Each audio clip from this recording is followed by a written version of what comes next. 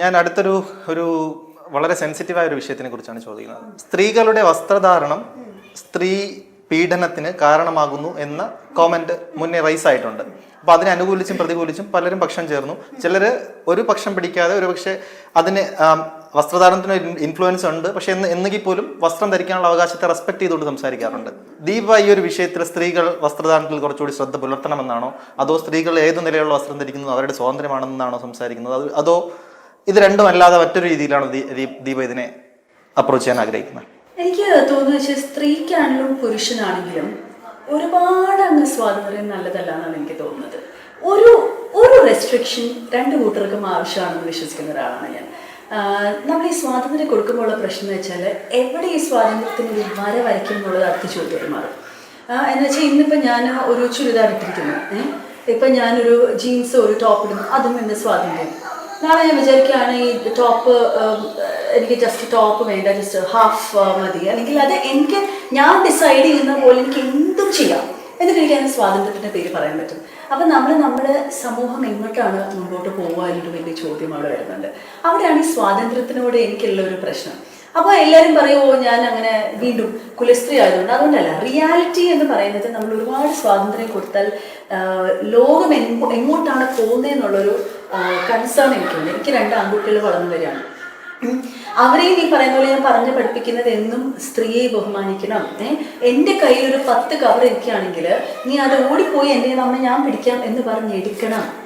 അല്ലാതെ നിന്റെ അമ്മ സ്ട്രോങ് ആണ്, അച്ഛൻ എടുക്കുന്ന പോലെ അമ്മയ്ക്കും എടുക്കാൻ പറ്റും, അതുകൊണ്ട് നീ വരണ്ട, അങ്ങനെയല്ല. നാളെ അവൻ കല്യാണം കഴിക്കാൻ പോകുന്ന പെണ്ണിന് അവൾ എക്സ്പെക്ട് ചെയ്യുന്ന എല്ലാ കെയറും അറ്റൻഷനും അവന് കൊടുക്കാൻ സാധിക്കണം. അങ്ങനെ ഒരു പുരുഷനായിട്ട് വേണം. അതുപോലെ തന്നെ എനിക്കൊരു മോളുണ്ടെങ്കിൽ മോളോട് പറഞ്ഞു കൊടുക്കുന്നത്, മോളെ നിനക്ക് അഴകായിട്ടുള്ള ചില കാര്യങ്ങളുണ്ട്, ആ അഴകിനെ അങ്ങനെ കാത്തു സൂക്ഷിക്കുക എന്നുള്ളതാണ്. അതിപ്പം വസ്ത്രധാരണത്തിലാണെങ്കിലും സ്വാതന്ത്ര്യത്തിൻ്റെ പേരിൽ എന്തും കാണിക്കാം എന്നുള്ളൊരു ഇതിലേക്ക് ഒരു സ്ത്രീയോ പുരുഷനോ പോകാൻ പാടില്ല. ഇപ്പം വസ്ത്രധാരണമാണോ ഇങ്ങനെയുള്ള ഇതിന് കാരണമാകുന്നതെന്ന് ചോദിച്ചു കഴിഞ്ഞാൽ അല്ലാന്ന് പറഞ്ഞാൽ പച്ച കളാവില്ലേ എന്ന് പറഞ്ഞു കഴിഞ്ഞാൽ അത് മാത്രമാണോ എന്ന് ചോദിച്ചാൽ നമുക്ക് അല്ലാന്ന് പറയാം. പക്ഷെ അതിൽ കാരണം അല്ലെന്ന് വെച്ചാൽ തീർച്ചയായിട്ടും കാരണമാണ്. ഈ അടുത്തിടയ്ക്ക് അമല പോൾ ഒരു കോളേജിൽ പോയിട്ട് അതൊരു പ്രശ്നമായി. അമല പോളിൻ്റെ സ്വാതന്ത്ര്യമല്ലേ അങ്ങനെ ഒരു ഡ്രസ്സ് ഇടുന്നതെന്ന് ചോദിച്ചാൽ തീർച്ചയായിട്ടും ആണ്. പക്ഷേ നമ്മളിടുന്ന വേഷത്തിൽ വേറൊരാൾ പിന്നെ വന്ന് കമൻറ്റ് പറയുമോ, എന്തെങ്കിലും നമുക്ക് ഇഷ്ടപ്പെടാത്ത ഒരു കമൻറ്റ് പറഞ്ഞാൽ എന്നെ ബോഡി ഷെയിം ചെയ്തു, അല്ലെങ്കിൽ എനിക്ക് റെസ്പെക്റ്റ് തന്നില്ല എന്ന് പറയാനുള്ള അധികാരം നമുക്കുണ്ടോ എന്ന് എനിക്കറിയില്ല. ഇപ്പം ഞാനൊരു ഡ്രസ്സ് എൻ്റെ സ്വാതന്ത്ര്യത്തിലിടുന്നു എന്ന് എല്ലാവരും അത് കണ്ട് ബഹുമാനിച്ചേ പറ്റൂ എന്ന് പറയുന്നതിലൊരു തെറ്റില്ലേ?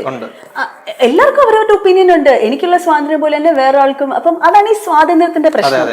നമ്മുടെ സ്വാതന്ത്ര്യം നമ്മൾ കട്ട് ചെയ്താലേ വേറൊരാൾ എടുക്കുന്ന അമിത സ്വാതന്ത്ര്യം അമിതമാണെന്ന് പറയാനുള്ള അവകാശം നമുക്കുണ്ടാവുള്ളൂ. അപ്പം എൻ്റെ സ്വാതന്ത്ര്യത്തിന് എനിക്ക് എന്തും ചെയ്യാം, മറ്റുള്ളവരെല്ലാം അത് കണ്ടിട്ട് ഒന്നും ചിന്തിക്കാൻ പാടില്ല, ഒന്നും വരാൻ പാടില്ല. Every one is human. എല്ലാവരും നാച്ചുറലായിട്ട് ഉള്ള ചിന്തകൾ എല്ലാവർക്കും ഉണ്ട്. ഒരു പുരുഷനും ഉണ്ട്, ഒരു സ്ത്രീക്കും ഉണ്ട്. നാച്ചുറലായ ഫീലിങ്സ് എല്ലാവർക്കും വരും. അപ്പം നമ്മൾ എല്ലാത്തിലും ഒരു ഇത്തിരി കോൺഷ്യസ് ആവണ്ടേ എന്ന് ചോദിച്ചാൽ, എനിക്കൊരു മകളുണ്ടായിരുന്നെങ്കിൽ ഉറപ്പായിട്ടും ഞാൻ അവളുടെ അടുത്ത് നീ ശ്രദ്ധിക്കണം, നിന്റെ കോസ്റ്റ്യൂംസും നീ എന്താ ഇട്ടുകൊണ്ട് പോകുന്നത് എന്ന് ശ്രദ്ധിച്ച് ഞാൻ ഉറപ്പ് വരുത്തിയേ ഞാൻ അവളെ വീട്ടിൽ നിന്ന് വിടുള്ളൂ. എൻ്റെ അമ്മ അങ്ങനെ എനിക്ക് ചെയ്തിട്ടുള്ളൂ. അതുകൊണ്ട് എനിക്ക് ലൈഫിൽ ഇന്നേ വരെ, അതുകൊണ്ടൊന്നല്ല, എനിക്ക് ലൈഫിൽ ഇന്നേ വരെ ഒരു നെഗറ്റീവായ ഒരു എക്സ്പീരിയൻസ് ഉണ്ടായിട്ടില്ല.